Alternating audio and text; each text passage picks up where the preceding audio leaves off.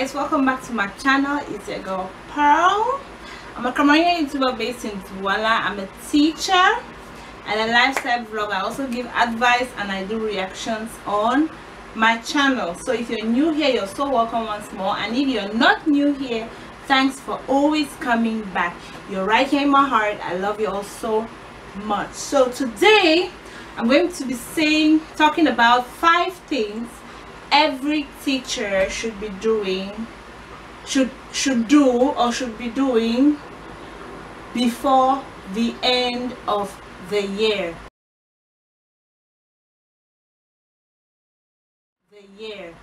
Guys, we know this year has been so weird. Some schools closed completely, you know, they didn't have any remote teaching, while others continued online, you know, remote teaching, online teaching, and so on. So even if your school closed, at least you've had the first and second trimester. So before the end of this year, which is this June, guys, these are some of the things that you should do. It's very important, even as a normal businessman, or maybe you're doing some other job, okay, and you have some time off or not off at all. These are some of the things you should focus on. So in this video I'm going to be focusing on teaching, but if you're out there and you're doing some other job, try to relate it to your job. So I'm going to be using this my blue. I've written all the points in them. I don't want to make any mistake whatsoever. So the first thing you should do before the end of the school year as a teacher is to reflect on your strengths and weaknesses. Yes guys, this is the best time with all this free time we've got since March months ago. I know you all have been reflecting on your teaching, reflecting on how you communicate with your students, reflecting on how you engage or how you're engaging with your students, and how you can make it better in the next school year. It's very important, guys. Let's look at those things that we didn't do well. Let's look at those things that we could improve on. Let's also look at those things, those new things we can implement in our teaching in the next school year. It's very important to reflect on ourselves and correct some things which were not done well. We should also try to add new things, because as we teach every day, that's how we learn how to approach some new situations and so on. So the first thing here is to reflect on your strengths and weaknesses. So I hope you guys are doing that. It's very, very important. It encourages growth. It makes you see the worth in your work. It makes you, you know, satisfied inside and knowing that yes, I'm doing my work correctly and so on. So it's important for you to reflect on your strengths and weaknesses. Well, the next point here would be saving before the end of this year, guys, save 2 or 3 samples of your students' work. We all know that next year it will be so tedious to be like, okay, let's say for example you want to give a student a particular project that you've given this set of students next year to new set of students. It will be good for you to save the best samples, so that when giving this same work to the next group of students in your class, they should be able to visualize what they are supposed to come out with, and maybe some new objective that maybe you've added and so on. So it's always good to keep those in your bank, so that you always have something to refer to when you give your students work. It's very important. No teacher can boast here that you haven't given work, you know, work to a previous group of students to the next. It happens, okay? You might just have to do some little tweaks, little fixes, change some words and so on, but it is very good in order for the kids to see what the outcome, their outcome should be like. So it's really, really important. Save 2 or 3 samples of your students' work. It will even help you in the next year to know where your students ended, and yeah, and where to continue. So it's very, very important. Now the next point would be thank and encourage every student. Guys, this is very important, you know, to make our students feel loved, feel important, and feel present. We should always learn to thank them. We should thank them of everything they do. Even if we say, okay, go and bring me a pen here, go and do this, when they come back, thank them. Okay, now we all know we are teaching, we are bringing up, you know, leaders of tomorrow, so we should be able to show them good examples, so that in the future as they grow up, they will know that yes, this is how my child is doing it, so I should try and do it as he or she was, because it's a good thing. So learn to thank them always, and it will help them so much.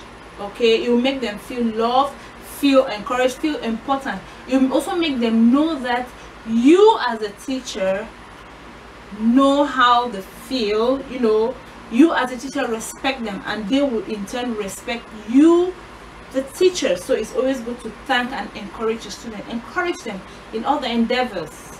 Okay, don't just, you know, I don't know, discourage students. It's like, okay, let's take for example a student who has always been failing. You know, it's not good to just give up on that child. No, encourage that child every step of the way. Even the child is not getting it, encourage the child. Nobody knows, with your words the child might learn to work harder and harder in order to achieve the goals you, the teacher, see in he or she. So it's always good to encourage and thank your students. Do that before the end of this year. If you haven't done it and you're already at the end of the year, if you have some of your students' numbers, call them, thank them, just thank them. They'll be surprised, yes, but it's good. Yeah. So the fourth point here would be to organize your resources and materials. Okay, organize your resources and your teaching materials. Guys, we all know some of us teachers stop working abruptly, and some of us teachers continued teaching but did so remotely from home. So it's the best time for you to arrange your resources. Okay, if you're teaching 5 classes, for example, from year 1 to 5, or maybe from year 7 to 10, arrange your resources. Use folders. Okay, put all the resources, the worksheets, the test papers, projects for year 1 in one folder, so that it'll be easier for you to find them in the next year. Arrange the resources to make it easier for you to find the resources you will need for the new year. Is very important. It makes things organized. Trust me, I am not one to be that organized, but from the day I started organizing my files and folders, my class you know, work and everything in the prospective folders, from the day I started arranging my resources, guys, I found it easier to find stuff. Because there are sometimes you can be overwhelmed with photocopies, overwhelmed with work, and you don't even know where to start from. I've been there, trust me. And this I actually took this point, I actually learned this from one of my colleagues.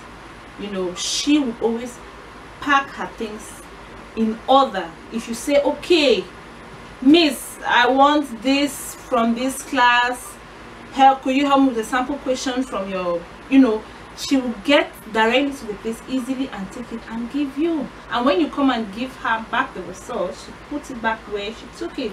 It makes life easier. Trust me, teaching is a whole chaos. Okay, it's a chaos sometimes when you're overwhelmed with work, overwhelmed with, you know, paperwork and so on. So it's always good to be organized. Arrange your resources in an easy way so that you will see them. Okay, now the very 5th one will be have students fill out a survey. I know most of us don't do this. I have done this once, so it's really good because you tend to know what the students think. Now this survey can come into this survey can be done through short questions. You know, very short questions. You know, if a survey is too long, the student gets uninterested. And this survey, the students are not even supposed to write their names. Anonymously, they answer anonymously, so that you know what they think, you know what they would like. Now, some of these questions you can ask: what are some of my teaching methods that you like most this year? What are some of the activities that you like most? You know, those things can help you improve on your next year. It's always good to do it, to know what the students think went right or wrong, and that information will help you improve on one thing or the other to make you be a better teacher. And even at your business place, okay, as a leader, you need to constantly work on communicating with your subordinates. So ask them, give them a survey: was I too rude this year, you know, and so on. It will give you it will give you an idea of what you can fix in the next year to make your relationship between you and your employees work. So with all these 5 things, there are other things you could do before the end of this year, but these 5 things are very, very important. I do them, okay? I have done them, in fact, and they work so well for me, okay? And I already know what I am to do next year. I already know what I'm to improve on. So please, guys, do this. Even you could do this in your place of work too. You can select the ones that is best for you and you do them in your place of work. It's very important for you guys to do so. So please put your comments on what you think below. Put your comments on some of the things that you could also do to improve on your work, whether in teaching, whether in business, whether in any other field. Is going to help. So thanks for watching. Put your comments on what you think again below, and don't forget to subscribe, like, and share. Well, thank you all for watching. I hope you come back next time. See you later. Bye.